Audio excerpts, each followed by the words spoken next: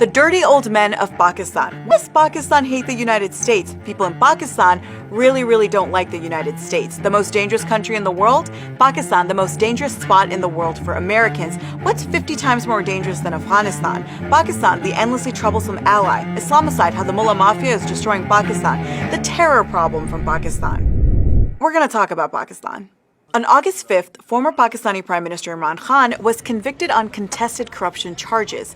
He was sentenced to 3 years in prison and later barred from politics for 5 years. Khan's conviction came over a year after he became the first prime minister in the country's history to be removed through a parliamentary no-confidence vote in April 2022.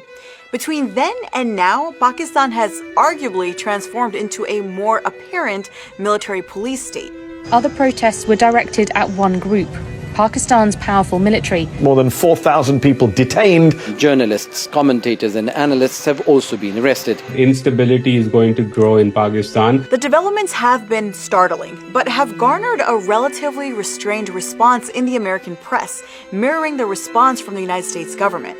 The United States does not have a position on one political candidate or party versus another in Pakistan or in any other country. The response has remained restrained, even as The Intercept recently revealed that high-ranking State Department employees privately threatened Pakistani officials that the country would face isolation if Khan remained in power.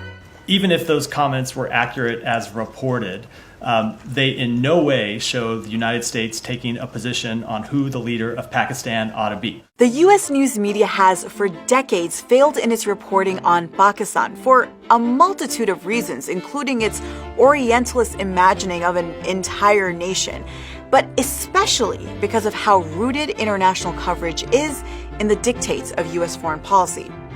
And so we never see a critical eye on the role of American power, which has nothing to do with what's good for Pakistanis, but rather everything to do with Pakistan's ability to serve as an instrument of U.S. foreign policy in the region.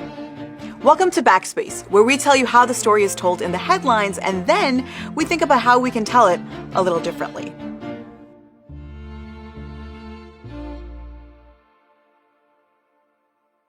Since the protests in May of this year following Imran Khan's arrest, thousands of Pakistanis have been arbitrarily arrested without charge. The use of anti-terrorism laws and military trials of civilians, which is against international law, has been put in place.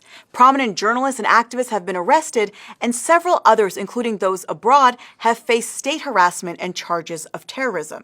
One influential journalist, Imran Riaz Khan, is still missing 3 months after his arrest. Journalists in Pakistan have even been banned from discussing Imran Khan publicly, leading to ridiculous moments like this. Yeah, that amorphous, blurred blob is him. And then there's Imran Khan's political party, Pakistan Tehreek-e-Insaf, or PTI, which has been mostly dismantled official by official, party worker by party worker in a series of public resignations. The resignations are believed to have resulted from government and military intimidation tactics, which include alleged abductions and threats. All of this culminated in the August conviction of Imran Khan and a 5-year ban on his involvement in politics. And it's all been in the lead up to the upcoming general election, leaving PTI, which has been vastly popular, weakened and basically the party non grata. Then, of course, there was the Intercept drop with the leaked cipher showing U.S. pressure and preference for Khan's removal. Now, this all seems pretty significant, right? For this to happen in any country. But for this to happen in a country with such a global presence and influence, a nuclear power that has long been of geostrategic importance to the United States, it seems as though it necessitates sustained and in-depth coverage, right? While there have been bursts of coverage, overall the response has been muted, to put it gently. What we have seen hasn't engaged or investigated all the allegations made against the Pakistani government and military, or even the U.S. government itself. Allegations around U.S. interference in particular were instead met with skepticism and dismissed as merely conspiratorial. Khan had been leading a protest convoy across the country, saying he was the victim of a conspiracy by the current prime minister and the United States. Khan claims his ouster is part of a Western conspiracy. So is the current government an American implant? It's with their blessings. And at the time of filming this, it's been a week since the Intercept's report on the leak dropped, and there's been next to no coverage or discussion in mainstream U.S. news about it, as well as any statement from members of Congress. In fact, we were able to locate just one piece from MSNBC editor Zishan Alim. Of course, none of this is novel, right? It's very much so in line with a long history of American news media engagement with Pakistan, which has been defined by a core feature of how U.S. mainstream news covers events abroad through the lens of U.S. foreign policy, and that it is ultimately good. Since Pakistan's founding, the idea that it is a country, often a dangerous one, filled with irrationality, driven by uncertainty, always on the brink of collapse, has defined depictions of it.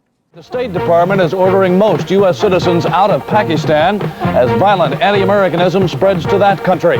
In the midst of this religious fervor, there are 50 million women who live as second-class citizens. Misery is their social mandate. Economic sanctions, though, threaten to make those problems a lot worse. Pakistanis may start wondering if nuclear power was worth it. There are decades of these depictions, but there's a real commitment to this narrative of the brink of collapse and dangerous nation that emerges post 9/11, and it's directly tied to U.S. foreign policy decisions and war crimes. During this time, Pakistan is working, or forced to, as some may argue, with the United States in the so-called war on terror. But it is also simultaneously being victimized by it and accused of worsening it. In a war, you always have an adversary. And we have come to the conclusion that Pakistan is an adversary, both in Afghanistan, but also on global terrorism. Pakistan is an ally, a sovereign nation, but the U.S. has killed hundreds of people inside its borders with drone strikes. John Brennan, the president's counterterrorism advisor, says it's inconceivable that bin Laden didn't have some sort of support system in Pakistan. What happened? A 2020 media analysis by researchers in Pakistan that looked at U.S. news coverage of the country between 9/11 and 2019, focusing on the New York Times and Washington Post, found that of the 123 editorials published on Pakistan during that time frame, 2/3 were unfavorable. A 2017 analysis in the academic journal African and Asian Studies looked at the New York Times and USA Today over the course of 1 year, 2012 to 2013, and found that the framing of Pakistan in editorials and reporting was overwhelmingly negative across an array of subjects. One example of this unfavorable coverage that highlights what U.S. newsrooms routinely get wrong about Pakistan, including right now, is the belaboring on the point of so-called anti-Americanism. It's usually presented as though Pakistanis have an irrational level of hatred for the United States that lends itself to conspiratorial belief and violence.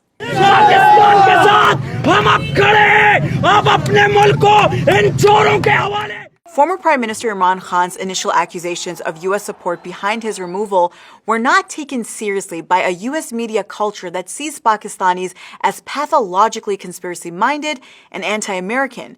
But those accusations have political currency among so many Pakistanis, especially because there's a very real history of U.S. intervention in Pakistan. Rarely is there an earnest and honest engagement with why there is so-called anti-American sentiment, or even what that anti-Americanism even means. Instead, anti-Americanism is presented as an all-encompassing hatred and is used to muster up particular political framings and media fodder. And it's lamented as an obstacle to U.S. foreign policy endeavors and goals in the country, endeavors and goals which are presented as necessary and never questioned. We're fools for giving somebody who hates our way of life and has been doing so many things to put us in jeopardy and to give them money. So-called anti-Americanism in Pakistan, however defined and measured, is never a moment for self-reflection. Because never mind the history of the United States supporting military coups in Pakistan or the spread of pro-U.S. propaganda in religious schools and mosques during the 80s via Saudi Arabia in order to muster up support for anti-Soviet fighters in Afghanistan. Never mind the countless covert CIA operations like vaccination drives that drove up distrust of vaccines in rural areas. Never mind the years of drone strikes in an undeclared war that claimed a still uncertain number of civilian casualties. Never mind that all males of a vaguely defined military age who were killed in those drone strikes were considered unlawful enemy combatants. Evidence be damned.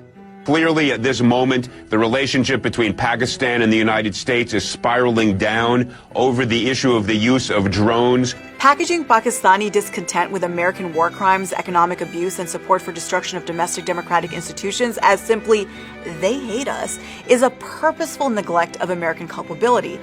And that underscores why U.S. newsrooms fail in their coverage of Pakistan and Pakistanis every time, including now. Because bothering would mean taking a much closer and serious look at the U.S. government's support for the Pakistani military, now and in decades prior. And what we see time and time again is a reluctance within many newsrooms to confront the role of American political, economic, and military power in the destabilization of other countries. Now, that doesn't mean everything bad in Pakistan is because of American interference. But what's fundamental to understanding the relationship between the United States and Pakistan, like the relationship between the US and so many other countries, is that it's not one of equals or even really allies. हम आपके सामने क्या हैं? क्या हम कोई गुलाम हैं? कि जो आप कहेंगे हम कर लें? By consistently framing Pakistan as dangerous, as a country lost in religious zealotry, as a wasteland for women, and as always on the brink of collapse because nothing ever seems to go right there, including the weather, we lose the fundamental complexities that make up any country, complexities we, to a large extent, are responsible for.